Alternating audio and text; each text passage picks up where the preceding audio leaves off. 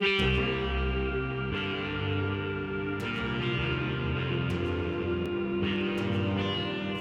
is Minute Science. Thanks for checking us out. Friction. When I move my hand across my other hand, I am feeling friction. Why? Because these two surfaces, my palms, are not completely smooth.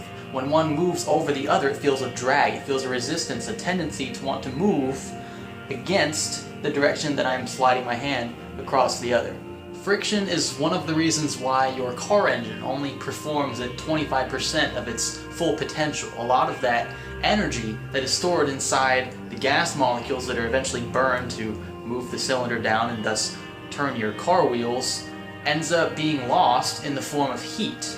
Friction is also what can start a fire. If you take two sticks and rub them together vigorously for long enough periods of time, you can get charred wood, and it forms because the motion between the two objects in question is so great, so much heat is produced, this charcoal actually ignites, it can become flammable.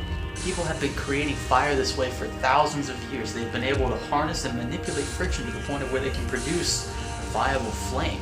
Now, there are generally two types of friction. The first is static friction, and that occurs when an object is resting above another, but does not slide down as you would expect it to, because friction is too great.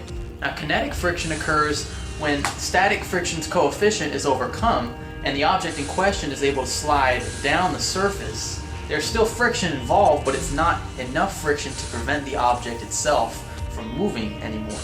So, static friction, kinetic friction. Theoretically, at any angle other than 0 degrees, this pen would slide, but because friction is present in everything, this does not move down the slope until it hits a certain point. This book is a simple analogy, it's nothing too complex, but at least now you get the idea of the differences between the different types of friction that you see in everyday life.